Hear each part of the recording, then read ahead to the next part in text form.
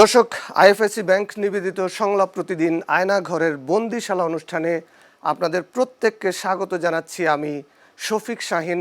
আশা করি যে যেখানে আছেন ভালো আছেন, নিরাপদে আছেন। আমরা আমাদের এই সাপ্তাহিক আয়োজনে তাদের সাথে কথা বলি যারা আয়নাঘর থেকে ভয়ঙ্কর অভিজ্ঞতার মুখোমুখি হয়ে ফেরত এসেছেন, তাদের সাথে যারা এখনও গুম হয়ে আয়নাঘরে বন্দি আছেন, তাদের স্বজনদের সাথে আমরা কথা বলি যারা এখনও ফিরে আসার আকুতি নিয়ে অপেক্ষায় আছেন। আমরা আজকে এমন দুটো পরিবার এবং ব্যক্তিকে স্বাগত জানিয়েছি আমাদের এই অনুষ্ঠানে, যিনি তার একজন হলেন মাহফুজুর রহমান সোহেল।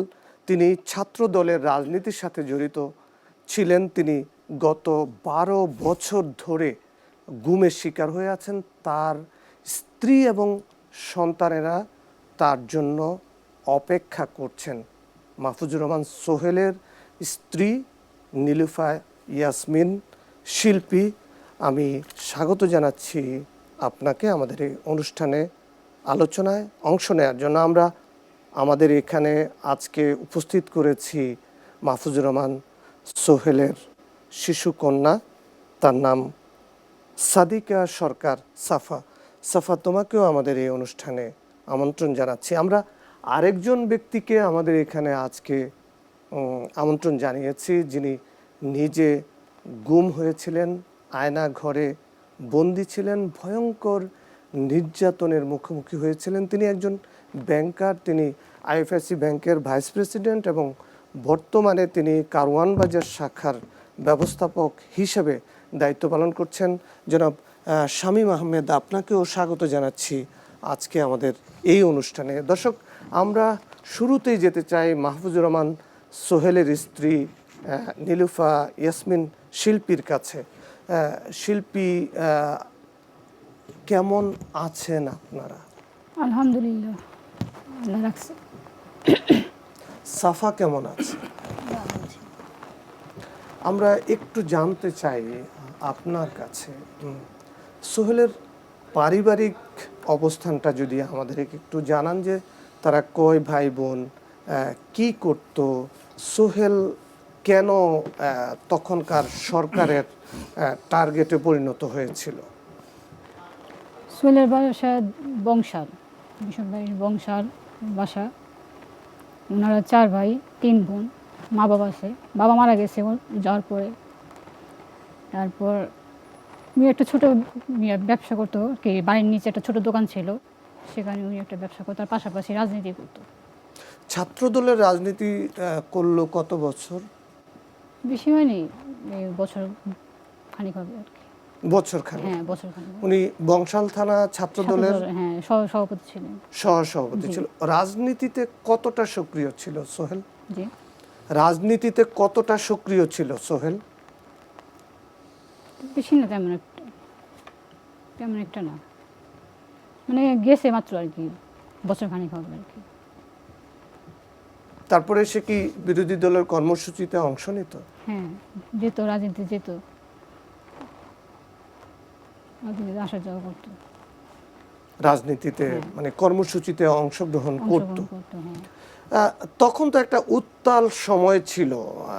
সোহেল কি বাসায় থাকতো নাকি না? তার মানে চলাফেরাটা কেমন ছিল, বা কি অবস্থায় আপনারা তাকে পেতেন, কিভাবে পেতেন? সোহেল তো 2002 ডিসেম্বর 2013 সালে শাহবাগ থেকে নিয়ে যায়, 4 জনকে নিয়ে যায়। শাহবাগে 4 জন থেকে 4 জন সেদিন আমার। কিন্তু আমরা জানতে চাচ্ছি তার আগের সময়টা, মানে 2 ডিসেম্বর 2013 তাদেরকে গুম করা হলো, সোহেল সহ আরো 3 জনকে, অর্থাৎ 4 জনকে গুম করা হলো। তার আগে সোহেলের চলাফেরাটা কেমন ছিল? ভালোই ছিল, সবার সাথে উঠা বসা করতো, একসাথে থাকতো। আবার মহল্লার মধ্যে কোনো ছিল না, কোনো অক্রান্ত ছিল না, সবার সাথে উঠা বসা করতো, সবার সাথে মেলামেশা করতো, ভালো একটা সম্পর্ক ছিল সবার সাথে। কিন্তু তখনও তো সে বাসায় আসতে পারতো না। না, তখনও রাজনীতি থাকতো, কারণ 2014-তে একটা ডিসিশন ছিল, বাসায় তেমন একটা আসতে পারতো না। 14তে তো ইলেকশন ছিল, ইলেকশন ছিল। হ্যাঁ সেই ইলেকশন ঘিরে তো অনেক উত্তেজনা ছিল। হ্যাঁ হ্যাঁ তো তখন কি তিনি বিভিন্ন জায়গায় থাকতেন? থাকতেন। তার নামে কি কোনো মামলা ছিল? না, কোনো মামলা ছিল মামলা না। ছিল না। সরকার বিরোধীও কোনো মামলা ছিল না। না। কোনো মামলা ছিল না। আচ্ছা, তারপরে 2013 সালের 2 ডিসেম্বর আপনার ছেলে রাজের জন্মদিন ছিল। সেদিন আমার ছেলে শরীরে 2 ডিসেম্বর 13 সালে আমার বড় ছেলের 13তম জন্মদিন ছিল। তো সেখানে গিয়েছিল, সেখানে জন্মদিনে ফুল আনতে গেছিল, ফুল আনার জন্য গেছিল। আর তখন আমার মেয়ের বয়স ছিল 2 মাস। কয় মাস? 2 মাস। 2 মাস। হ্যাঁ 2 মাস। সাফার বয়স ছিল 2 2 মাস। মাস। হ্যাঁ আর রাজের বয়স ছিল 13 বছর। হ্যাঁ, মানে 13তম জন্মদিন পালনের প্রস্তুতি আপনারা নিচ্ছেন। ছোটখাটো একটা আয়োজন করার চিন্তা ভাবনা করছিল।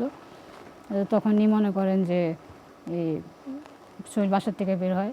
তো বাসাতে মনে করেন যে রাজনীতির কারণে উনি আসতে পারতো না, বাসাতে তেমন একটা আসতে পারতো না। অনেকদিন পর পর বাসায় আসতো, 3-4 দিন পর পর, 3-4 মাস পর, মানে বাইরে বাইরে এরকম থাকা হইতো। পরে মনে করেন মাঝে মধ্যে এসে আমাদের সাথে দেখা করতো, আমাদের খোঁজখবর নিত।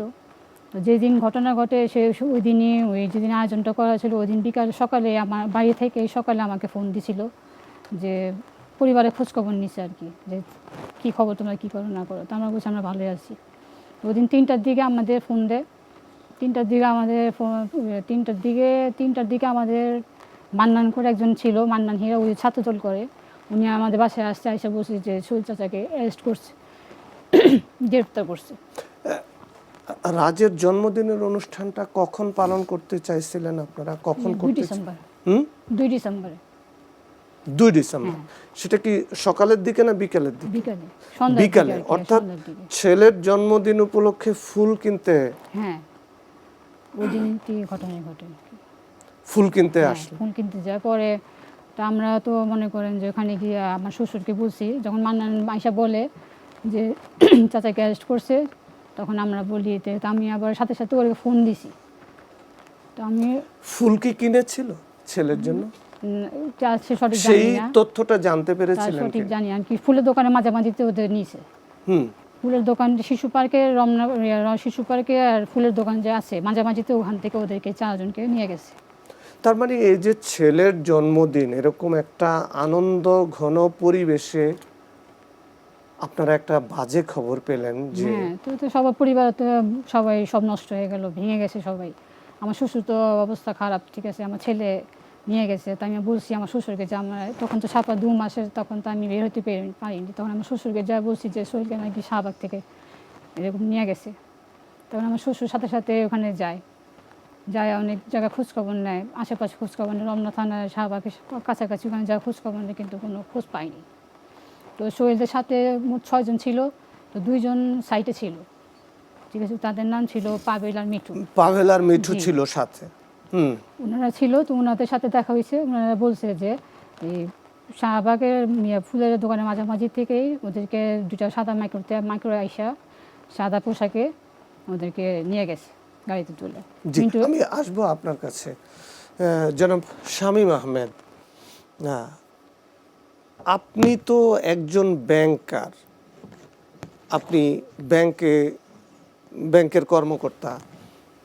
আপনার মতো একজন লোক কেন তখনকার আইন শৃঙ্খলা রক্ষাকারী বাহিনীর টার্গেটে পরিণত হলেন? আপনার সাথে রাজনীতির কি কোনো সম্পর্ক ছিল, বা সরকারের জন্য কি আপনি কোনো, তখনকার সরকারের জন্য কি আপনি কোনো হুমকি ছিলেন? না, আমি তখন আইএফআইসি ব্যাংক কর্পোরেট কমিউনিকেশন ব্র্যান্ডিংয়ে ছিলাম, হেড অফিসে। তো ব্র্যান্ডিংয়ে থাকাকালীন সময়ে, ওই সময় বোর্ড অ্যাফেয়ার্স ব্র্যান্ডিংটা কাছাকাছি ছিল।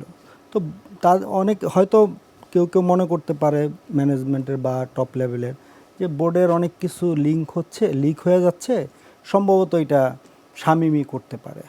আসলে আমি বোর্ডের আশেপাশেও যেতাম না খুব একটা, কিন্তু তারপরে হয়তো আমার ধারণা, এটা I am not sure about that. তো আমি আসলে নিজেও জানি না যে ঘটনাটা কি। তো একদিন আমি আমার এক বড় ভাই বন্ধু টিটু ভাই, তো উনি বললো শাহিম ভাই চলেন আজকে আমরা একসাথে লাঞ্চ করব। আমি বললাম ঠিক আছে। আমি তখনও জানি না, আমি আসলে কোনো কারণই খুঁজে পাইনি বা আমার জীবন কখনো শত্রুও ছিল না কেউ। তো টিটু ভাই বললো যে শাহিম ভাই আসেন আমরা একসাথে লাঞ্চ করি। তো আমি কয়টা বাজে করবো? 1:30 বাজে।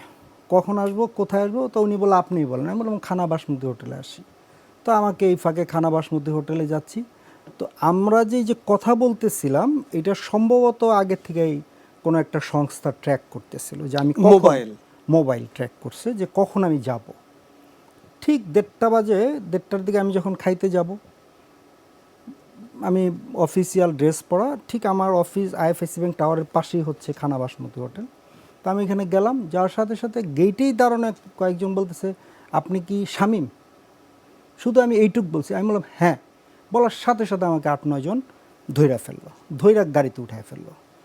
উঠে বলতেছে শামীম ভাই ভয় পায়েন না, ঘাবড়ানোর কিছু নাই, আমরা কিডন্যাপার না, আমরা ছিনতাইকারী না, কিচ্ছু না, আমরা লয়ের লোক, আইনের লোক। তো পরিচয় করলো যে আমি ক্যাপ্টেন অমক, আমি কর্নেল অমক, আমি মেজর অমক বললা। তারপরে বলার পরে আমাকে বলল শামীম ভাই মনে ঘাবড়ায় গেছেন, আপনি একটু পানি নেন, পানি খান। তো উনি পানি নিজে আবার একটু খেয়ে আমাকে দিল যে খারাপ পানি না, ভালো। তো এরপর আমাকে নিয়ে আমি দেখলাম যে ওই দিন 10 মিনিটসের মধ্যে 7 রাস্তা মানে তেজগাঁর দিকে চলে আসলো। আপনার কি চোখ বেঁধেছিল? না, তেজগাঁ যখন আসলো, হাত করা পড়িয়েছিল? না, তেজগাঁ যখন আসলো, তেজগাঁ আসার সাথে সাথে বললো শামীম ভাই আমাদের কিছু নিয়ম আছে, আপনার চোখগুলো বাইধা দিতে হবে আর আপনার মোবাইল দুইটা নিয়ে নিতে হবে, আর আমরা সরি আপনার চোখটা আমরা বাইধা ফেলতে হবে। তো বাধা মানে কি? আপনি জিজ্ঞাসা করেন নাই যে আমাকে কেন আপনারা পিক করলেন? না, বললো যে আমি বললাম যে আমাকে আপনার সাথে কিছু কথা আছে, আমাদের কিছু পার্সোনাল। আমি কি কথা বললাম, আমাকে ফোন দিতেন, আমি চলে যেতাম। শামীম ভাই ফোন দিলে কেউ আসে না। মতিঝিল থেকে 7 রাস্তা পর্যন্ত এই দীর্ঘ 5 মিনিট 10 মিনিটসের মধ্যে চলে আসছে। রাস্তা কি ফাঁকা ছিল? ফাঁকা, আমি জানি না, একেবারে রাস্তা ফাঁকা। এখানে আসার পরে আমার চোখটা বাইধা দিল। বাইধা দেওয়ার পরে বলল যে মানে আমার কাছে একটু অপ্রাসঙ্গিকই মনে হলো। বললো যে তারেক জিয়ার সাথে কবে আপনার লাস্ট দেখা হয়েছে? তাই বললাম যে আমি তো তারেক জিয়া সাহেবকে কখনো ফিজিক্যালি দেখিই নাই, আমি তাকে সামনাসামনি কখনো দেখিই নাই। তারপরে বললো যে আপনার ব্যাংকের এমডি কেমন? আমি বললাম হ্যাঁ ভালো। উনি আপনাদের ব্যাংকের চেয়ারম্যান সালমান এফ রহমান কেমন? আমি বললাম যে হ্যাঁ ভালো। আর ওনার লেভেল পর্যন্ত আমার রিচ করার কথা না, সালমান এফ রহমান পর্যন্ত আসলে তো কথা না, কারণ উনি অনেক উপর লেভেলে। কাছে শামীম ভাই আমাদের নিয়ম হচ্ছে আপনার চোখটা বাইধা দিতে হবে। তো যে ফাঁসির মধ্যে যে এক ধরনের কালো এক ধরনের পরা, এটা জল টুপি পরা, জম টুপি পরাই দিল। আমার মোবাইলটা নিয়ে নিল, নিয়ে আমাকে বললো যে শামীম ভাই, তো একটু ফাঁকা ছিল, আমি দেখলাম যে জাহাঙ্গীর গেট দিয়ে ঢুকছে। জাহাঙ্গীর গেট দিয়ে ঢুকলো, তারপরে ডান দিকে একটা অফিসে আমাকে নিয়ে বললো শামীম ভাই বসেন, রেস্ট করেন, কোনো চিন্তা নেই, কিচ্ছু হবে না, আমরা বিকেলের মধ্যে আপনাকে কয়েকটা কোশ্চেন করবো, করে আপনাকে আমরা। তখনও আপনার চোখ বাঁধা? না, ওই রুমের ভেতরে নেওয়ার পরে আমাকে, রুমটা বেশ ভালো, অফিস যেমন হয় তেমন, পিছনে আবার একটু খাট আছে, বসার জন্য আছে। তো আমাকে বলতে শামীম ভাই ওখানে কী খাইতেন খানা বাসমতি? তাই আমি বললাম যে আমি রুই মাছ ডাল খাইতাম। ওকে শামীম ভাইয়ের জন্য রুই মাছ ডাল আনাও। তারপর খুব আদর আপ্যায়ন, আমি তো খাবার তো আর যাচ্ছে না। তারপর আমাকে বললো যে শামীম ভাই কোনো টেনশন করেন না, আমরা আপনাকে ছাইড়া দিব। বিকেল ঠিক 6টা মানে মাগরিবের আজান দিবে এই সময় দেখি 8-10 জন লোক আসলো, ধ্রিম করে আমার হাত দুইটা পিছনে নিয়ে গেল, নিয়ে একেবারে হ্যান্ডকাপ পরায় ফেললো। হ্যান্ডকাপ পরাইলো, প্রথম চোখ বাঁধলো কালো কাপড় দেয়া, তারপরে আবার ওই জম টুপি দিল। দেওয়ার পরে আমাকে ঘুরাইতেছে, আর আমি ক্লিক ক্লিক আওয়াজ পাচ্ছিলাম যে আমার ছবি তুলতেছে। তো আমি বুঝলাম যে এক গ্রুপ থেকে আরেক গ্রুপকে হ্যান্ড ওভার করতেছে। আমাকে যখন ওই মাইক্রোতে উঠাইলো, সাথে সাথে ইংলিশ মিউজিক ছেড়ে দিল। এত জোরে ছাড়লো যে আমি কানে কিছু শুনতে পাচ্ছি না, মানে চিৎকার করা বা কোনোটাই কিছু লাভ নাই। তার মানে আপনাকে নিয়ে যাচ্ছে। সোহেলকে সহ আরও 3 জনকে কিভাবে তুলে নিয়ে গেল? প্রত্যক্ষদর্শীরা কি বলল আপনাদেরকে? সোহেলকে নিয়ে যায় শাহবাগ থেকে, যখন অ্যারেস্ট করে তখন ওনার সাথে আরও 2 জন ছিল, মিঠু আর পাগল। ওনারা ভাগ্যক্রমে দূরে ছিল, ওনারা সব দেখছে ওখানে। তো দেখছে যে সাদা পোশাকে আইন শৃঙ্খলা বাহিনী সাদা পোশাকে আইসা ও যে হাত বেঁধে গাড়িতে 2 জনকে 2 গাড়িতে উঠায় নিয়ে যায় মিন্টু রোডের দিকে। আমার স্বামী সহ আর 3 জন ছিল, ওদের নাম ছিল পারভেজ। ছেলের জন্মদিন উপলক্ষে ফুল কিনতে গিয়েছিল, হ্যাঁ হ্যাঁ। ফুল কিনা কি সম্ভব না হয়েছিল? না, ফুল আর কিনতে পারিনি। ফুল কিনতে না, পারেন, ফুল কিনতে কিন্তু আপনারা তো অপেক্ষায় ছিলেন আমরা তো অপেক্ষায় যে ছিলাম। হ্যাঁ, কেক কাটবে, ছেলের জন্মদিনের আয়োজন সন্ধ্যার দিকে হবে। একটা ছোটখাটো একটা আয়োজন করছিলাম, আমরা বলছিলাম, ঠিক আছে। তো সেই আয়োজনই রয়ে গেছে, আমাদের আর পুরো হয়নি, ঠিক আছে। তো এর মধ্যে মান্নান আশা আমাদের খবর দিল যে চাচা সোহেলকে শাহবাগ থেকে গ্রেপ্তার করছে। তো আমি শুনে আমার শ্বশুরকে বললাম, আমি শ্বশুরকে বললাম, পরে ওর মোবাইলে একটা ফোন দিলাম। তো ফোনটা রিসিভ করার সাথে সাথে মার ধরে আওয়াজ আসতেছে, মার ধরে কান্নার আওয়াজ আসতেছে। তা ও কোনো কথা বলে শুধু কান্নারই আওয়াজ আসতেছে, ঠিক আছে। পরে অনেকক্ষণ পরে মোবাইলটা বন্ধ হয়ে গেল। আপনি আপনার স্বামীর কান্নার শব্দ শুনছেন ফোনে? ওখান থেকে ফোনটা রিসিভ করছে, করার পরে ওখান থেকে কান্নার শব্দ আসতেছে, মানে মারধর করতেছে, ওকে কান্নার আওয়াজ আসতেছে, কান্নার আওয়াজ আসতেছে। পরে অনেকক্ষণ পরে দেখি মোবাইলটা বন্ধ হয়ে গেল। মোবাইলটা বন্ধ হয়ে গেছে, এই পর্যন্ত মোবাইল বন্ধ। দুনিয়াটা তখন ভেঙে পড়লো না আপনার মাথার উপরে? তখন তো আর কিছু বলার নেই। তখন আমি আমার শ্বশুরকে বললাম, তো তৎক্ষণিক আমার শ্বশুরে শাহবাগের দিকে রওনা দেয়। তখন আমার সাফা ছোট, আমি যেতে পারিনি। তখন আমার ওই সোহেলের ভাই ব্রাদার, সোহেলের আব্বা, ওনারা গেছে, ওখানে গিয়ে খোঁজ নিছে। রমনা থানায় শাহবাগের এখানে আশেপাশের লোকজনদের খোঁজ নিয়ে জিজ্ঞাসা করছে, বলছে কোনো খোঁজ পাইনি। ওদের ওখানে আবার ওই মিঠু আর পাবেলের সাথে দেখা হয়েছে। তো ওনারা বলছে এরকম যে চাচা সোহেলকে আর আরও 3 জনকে, মোট 4 জনকে আটক করে দুই গাড়িতে করে সাদা মাইক্রোতে, সাদা আইনশৃঙ্খলা বাহিনী সাদা পোশাকে নিয়ে গেছে। কোথায় নিয়ে গেছে? তো মিন্টু রোডের এখানে নিয়ে গেছে। তারপরে আইনশৃঙ্খলা রক্ষাকারী বাহিনীর কাছে গেলেন, জি। তাদের কি জবাব ছিল? পরে আমাদের শ্বশুর তো ওখানে আরও খোঁজাখুঁজি করছে, পরে পাইনি, বাসায় এসে পড়ছে। বাসায় আসার পরে তখন আমরা ডিবি অফিসের দিকে আমরা শ্বশুরের রাত্রে যাই। আরও 3 ফ্যামিলি যা ছিল, সোহেলদের সাথে যা 3 ফ্যামিলি ঘুমাইছে, ওনারাও সাথে যায়।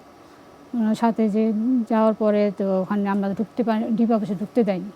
তো অনেকক্ষণ দাঁড় করার পরে নাকি ওনাদেরকে জিজ্ঞাসা করছে, একজন লোক আসছে, একজন অফিসার আসছে, তো বলছে যে আমার স্বামী এরকম নিখোঁজ, নিয়ে আসছে ডিবি অফিসে, আপনি একটু চেক করেন। ওনারা অনেকক্ষণ ভিতরে কথাবার্তা বলার পরে ওনারা বলছে এমন কোনো লোক হেফাজতে আসেনি, ওনাদের কাছে আসেনি, মানে অস্বীকার করছে। হ্যাঁ, অস্বীকার করার পরে তো বলছে আপনারা এখানে করেন না, গ্যাঞ্জাম করেন না, আপনারা বাসায় চলে যান। সোহেলের সাথে তো আরো 3 জন গুমের শিকার হলো। একজন হলো মোহাম্মদ পারভেজ, মোহাম্মদ হোসেন এবং জহিরুল ইসলাম। এই 3 জনের সাথে সোহেলের কি সম্পর্ক? ওরা রাজনীতি করতো, ওনারাও রাজনীতি করতেন, একসাথে রাজনীতি, এবং পুরনো ঢাকা থেকে তারা একসাথেই শাহবাগ এসেছিলেন ফুল কেনার জন্য, ছেলের জন্মদিন উপলক্ষে। কিন্তু সেই ফুল কেনাও হয়নি, জন্মদিনও পালন করা হয়নি। ছেলের সেই বাবার উপস্থিতিতে সেটাই শেষ জন্মদিনের আয়োজন ছিল। সেই জন্মদিনটা তো পালন করতে পারেননি। এখনো কি সেই অপেক্ষায় আছেন যে কবে? হ্যাঁ, অবশ্যই আছি। এখন ভাবি যে আসবে, আল্লাহ বাঁচা রাখছে, ফিরে আসবে। কোথায় কোথায় খুঁজলেন স্বামীকে? এভাবে তো প্রথমে তো আমার সাফার ছোট কারণে আমি বেরোতে পারিনি। আমার ছোট ছিল, আমার শ্বশুর সব জায়গায় গেছে 2-3 বছর, মিটফোর্ড, ঢাকা মেডিকেল হাসপাতালে, গাজীপুরে, রাজশাহীতে, অনেক জায়গায় কারাগারে খোঁজখবর নিছে, পাইনি কোথাও। কিন্তু আপনি যে এই যে আপনার স্বামীকে তখন খুঁজতে যেতে পারেননি, তখন সেটাও তো আপনার জন্য আরো বেদনার ব্যাপার ছিল। হ্যাঁ, অনেক কষ্ট ছিল যে আমি তখন ফেস করতে পারিনি যে ওই জায়গাটা কি হয়েছে, কিভাবে নিয়ে গেছে, আমার শ্বশুর গেছে। আমরা শুনবো আপনার কথা, এই যে দীর্ঘ 12 বছরের আপনার যে অপেক্ষা। দর্শক, আমরা বিজ্ঞাপন বিরতিতে যাওয়ার আগে আমরা ব্যাংক কর্মকর্তা শামীম আহমেদকে যে গাড়িতে তুললো, জম টুপি পরিয়ে, তারপরে প্রচণ্ড শব্দে গান বাজানো হলো যাতে বাহিরের কোনো শব্দ তার কানে না আসে, তিনি চিৎকার করলে যেন তার শব্দ বাহিরে না যায়। তারপরে তাকে কোথায় নিয়ে যাওয়া হলো, এবার যাচ্ছি শামীম আহমেদ আপনার কাছে, সেটা তো একটা বিভীষিকাময় মুহূর্ত ছিল আপনার জীবনে। সন্ধ্যা নামার ঠিক আগ মুহূর্তে আপনাকে গাড়িতে তোলা হলো, হাত বাঁধা হলো, চোখ ঢেকে দেয়া হলো। হাতটা এত টাইট করে বাঁধতেছিল যে আমি অনেক ব্যথা পাইতেছিলাম, হাত নীল হয়ে গেছে।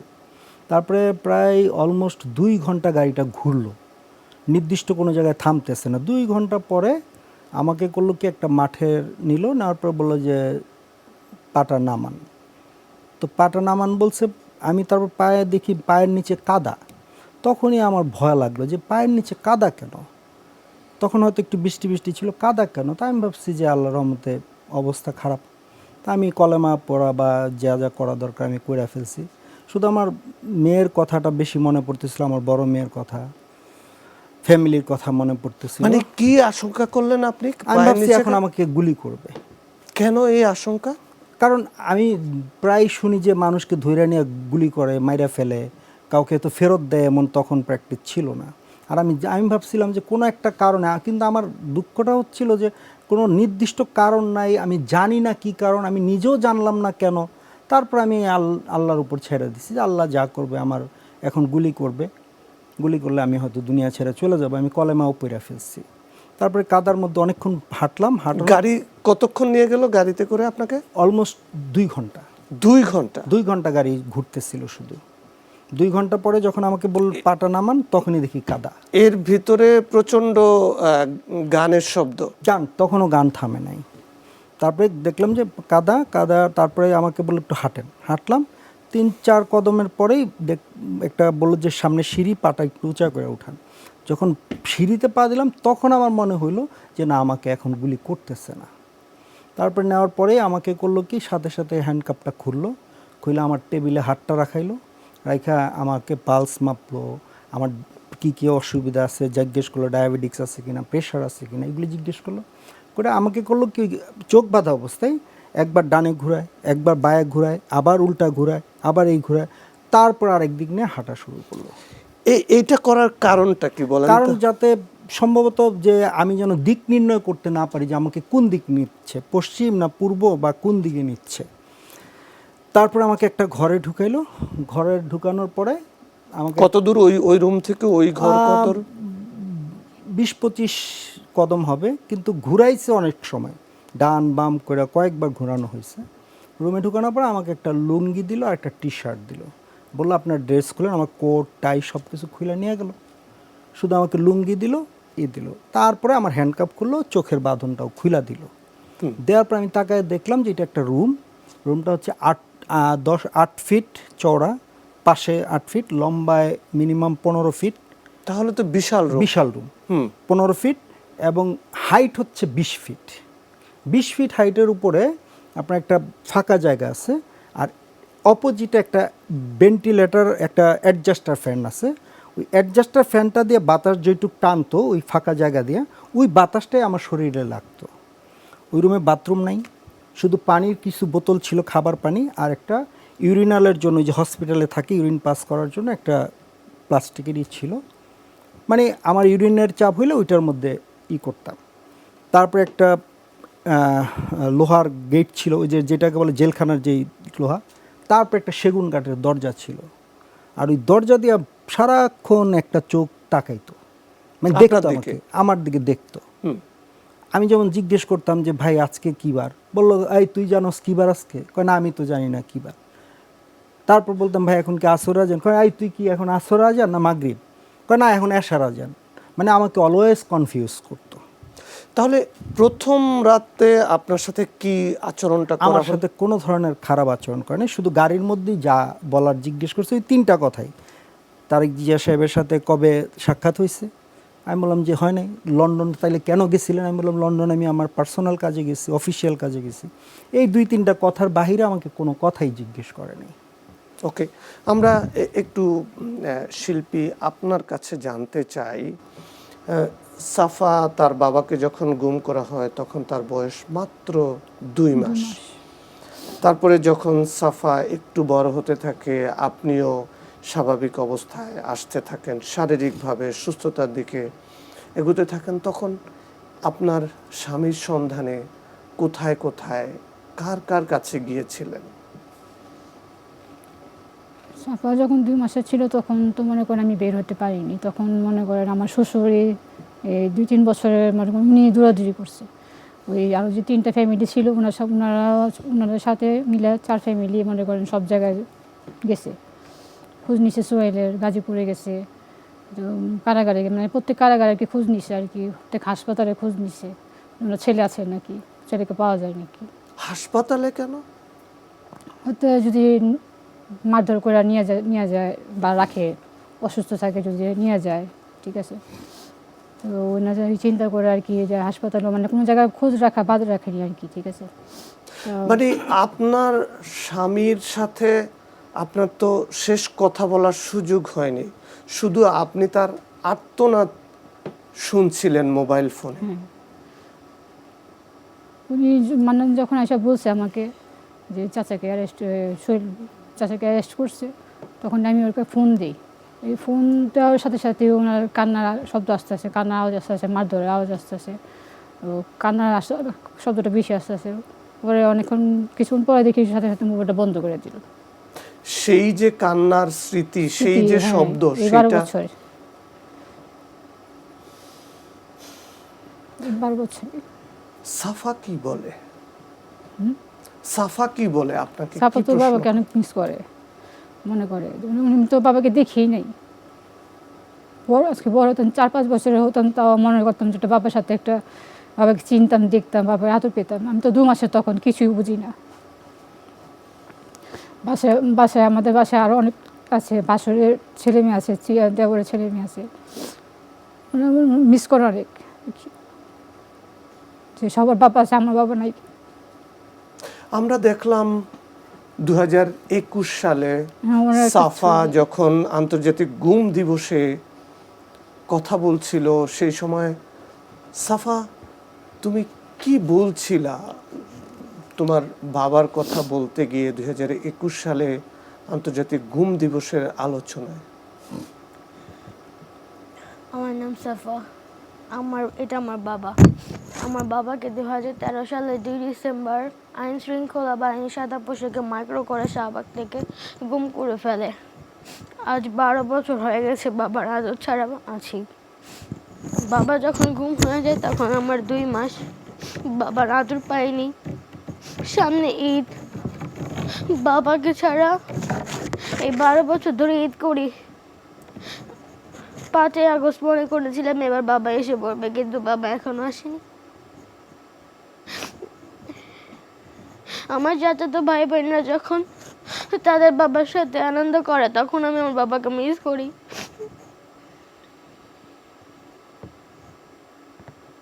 বাবাকে অনেক দেখতে ইচ্ছে করে কিন্তু পারি না। প্রত্যেক সন্তান এবং বাবার অনেক স্মৃতি থাকে, আনন্দের, ভালোবাসা, কিন্তু আমার ছোট থেকে বড় হয়ে কোনো স্মৃতি নেই।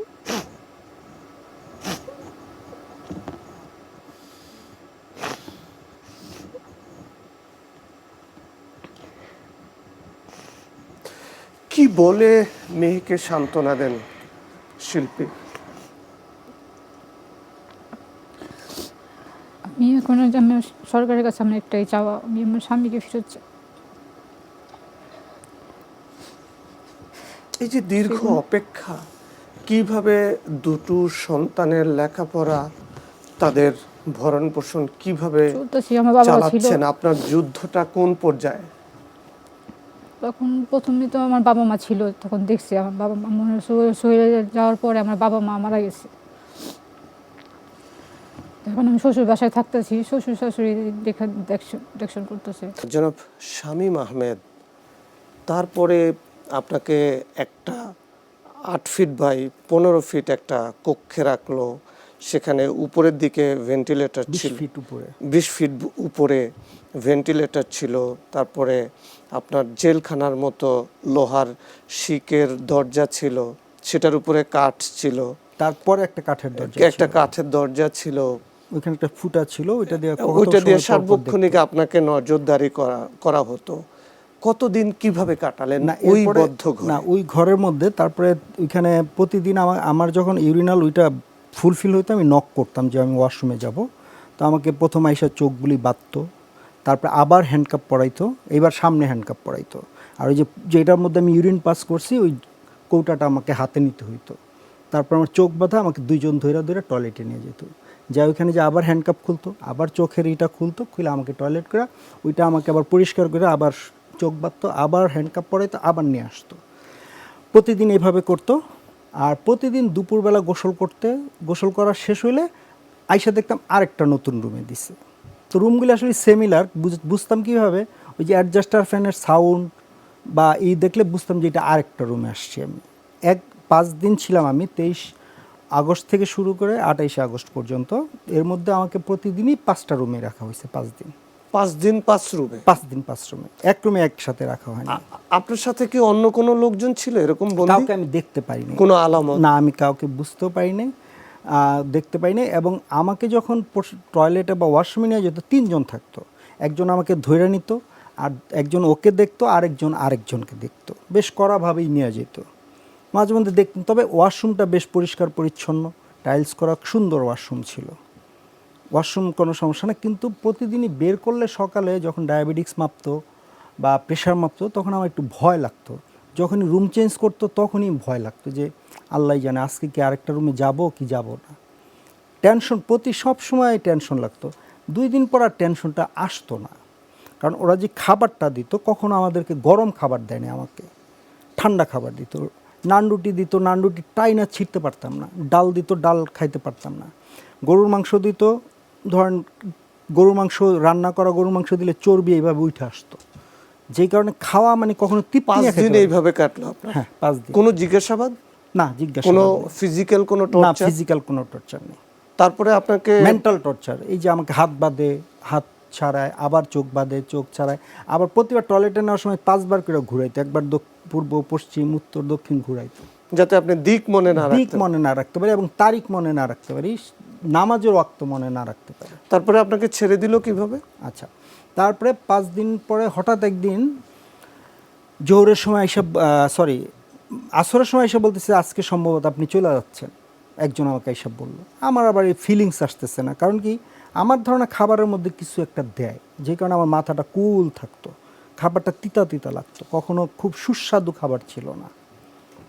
তো কান্না করতাম, মাঝে মধ্যে চোখ দিয়ে পানি আসতো। বললো যে, আমি বললাম যে ভাই কিছু করলাম না, আমাকে আনলো। কিছু না করলে কি আপনাকে এমনি আনছে, মানে ফান করতো। আর বলতো যে আপনার অফিস কোথায়? আমি বললাম মতিঝিল। কয় তুই কি মতিঝিল চিনোস? কয় না, আমি তো জীবনে মতিঝিল যাই নাই। কয় ঢাকা চিনোস? কয় না, আমি তো ঢাকা চিনি না। মানে এমন একটা আচরণ করতো। শেষ দৃশ্যে যদি বলি, আমাকে শেষের দিন বললো যে আজকে আপনি চলে যাচ্ছেন। তা আমি খুশিও নাই, মানে ফিলিংসও আসতেছে না, কারণ আবারও শুনি যদি নিয়ে আবার কোথাও ফালায় দেয়। তা আমাকে আইসা বললো, কত সময় পরে আইসা বললো একটা রেজার দিল। রেজার দিয়ে আমাকে বললো শেভ করতে চাই। আবার চোখ বাইদা হাত বেঁধে আবার শেভ করতে নিল। আবার শেভ করে যখন চোখ বাইদা হাত বেঁধে আবার রুমে আনলো। আনার পর আমার ড্রেস দিল। দেওয়ার পরে আমার বললো আজকে আপনি চলে যাচ্ছেন। মাগরিবের পর আমাকে বলতেছে না না সরি, আপনি ড্রেস পরেন, আজকে যাওয়া হচ্ছে না আপনার। আবার আমাকে ড্রেস পরাইছে। আমি তো অবাক যে আবার ড্রেস পরে, আমার ফিলিংসে আবার রাতের খাবার দিল, ওষুধ দিল, সবই দিল।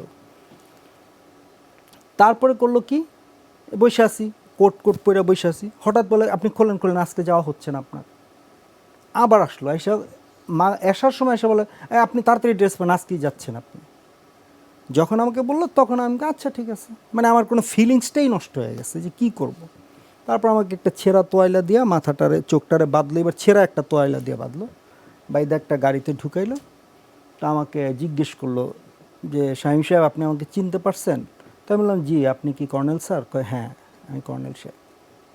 শামীম ভাই একটু সাবধানেই চলেন, কারণ আপনি অনেক আপনার পিছে তো অনেক শত্রু থাকতে পারে, থাকতে পারে, আপনি সাবধানে চলেন। তারপরে আমাকে নিয়ে আসলো, নিয়ে এসে কারণ বাজার এখানে আসছি। পরে আমাকে বললো যে আপনার চোখটা খুলে ফেলেন। তো আমার চোখটা বাঁধন খুলে ফেললাম।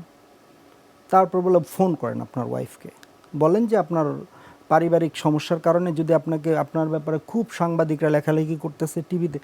যমুনা টিভিকে আমি ধন্যবাদ জানাই যে ওরা তখন লাইভ করছে। আমাকে যে খানা বাসমতিতে নিয়েছিল, ওইখানে ওরা সিসি ক্যামেরার ফুটেজটা ছিল ওদের কাছে, যেই কারণে সম্ভবত আমি সেভ হয়ে যেতে পারছি। আমাকে যারা নিতেছিল ওরা ওই খানা বাসমতিতে খাওয়া দাওয়া করছে। তারপরে যে ওরা নিচে টোটাল বাহিরের ভিতরের সবগুলো ফুটেজই ছিল। তারপরে আপনাকে কোথায় ছেড়ে দিল? তারপরে আমাকে বললো, শাহিম ভাই আপনাকে আমরা নারায়ণগঞ্জ দিয়ে আসতে পারবো না, আমার বাড়ি নারায়ণগঞ্জ, আপনাকে আমরা কোথায় নামাবো ঢাকার মধ্যে বলেন। আমি বললাম আমাকে শান্তিনগর নামায় দেন। তো আমার এক ফুফাতো ভাই ছিল চিফ জুডিশিয়াল ম্যাজিস্ট্রেট, শান্তিনগর থাকে। তো আমি বললাম যে আমাকে শান্তিনগর বেইলি রোড নামায় দেন। তো বললো ঠিক আছে, আপনি আপনার ফুফাতো ভাইকে যে জড়ায় ধরবেন, আমরা তারপরে যাব। তো আমাকে নামাইলো ওইখানে। নামানোর পর আমি যে আমার ফুফাতো ভাইকে জড়ায় ধরলাম, সাথে সাথে আমাকে মানে আমার যে কেমন লাগতেছে আমি কিছু বুঝতেছি না। আমাকে উনি পানির বোতল কিনা দিল, 2 লিটার পানি আমি এক ঢোকে খেয়ে ফেললাম। তারপরে ওরা চলে গেল? চলে গেল। আমাকে নামার পর আমি যখন ওনাকে হাক করলাম, তারপরে উনি ওরা চলে গেল এবং আমাকে বলে গেল যে এটা নিয়ে যেন আপনি আর কোনো কথা না বলেন, কোথাও যেন আলাপ না করেন, কখনোই আলাপ করেন না। আর যদি করেন তাহলে বললেন যে আপনার পারিবারিক সমস্যার কারণে আপনি পালাইয়াছিলেন। জি। শিল্পী, আপনার স্বামীর সন্ধানে দীর্ঘ 12 বছর কোথায় কোথায় গেলেন? আমরা তো অনেক জায়গায় গেছি। প্রথম তো আমার শ্বশুরে গেছি 3 ফ্যামিলির সাথে, তখন আমি যেতে পারিনি, ঠিক আছে। তো আমার শ্বশুরে অনেক জায়গায় দৌড়াদৌড়ি করছে, অনেক কারাগারে খোঁজ নিছে, ঢাকা জেলখানা কারাগারে খোঁজ নিছে, গাজীপুরে গেছে, হাসপাতালে খোঁজ নিছে, কিন্তু কোথাও পাইনি। আমরা ওটাকে কোথাও খোঁজ পাইনি। তারপরে আমার শ্বশুর না পাওয়ার একটা নিখোঁজ ডায়েরি করছে, বংশা থানায় যা একটা জিটি করছে জানুয়ারির 7 তারিখে 2014-তে, প্রায় 1 মাস পরে। হ্যাঁ 1 মাস পরে।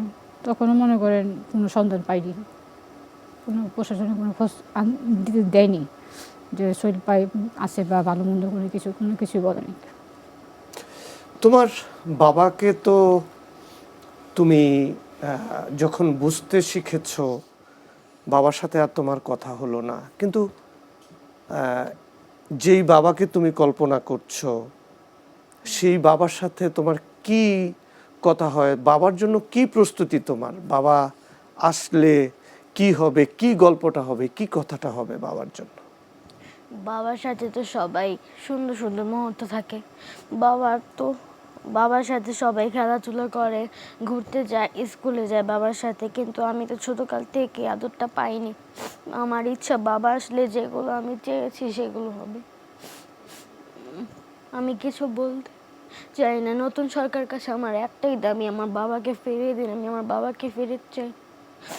এই প্রোগ্রামের মতো সব প্রোগ্রামে গিয়েছি, কান্না করেছি বাবার জন্য, বাবাকে ফেরত পাইনি। তাও বাবার এই ছবিটা নিয়ে বাবার জন্য রাস্তায় রাস্তায় বাবার জন্য কান্না করেছি, তাও বাবা পাইনি 12 বছর ধরে।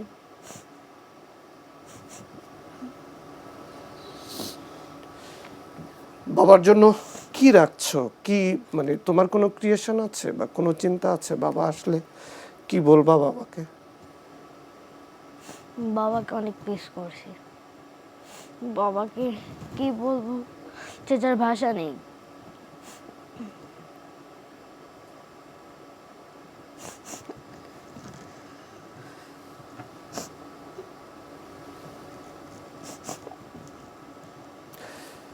আপনারা গুম কমিশনে অভিযোগ দিয়েছেন, কি বলেছেন সেখানে? কি কি আলামত আছে সোহেলকে গুমের সাথে যারা জড়িত?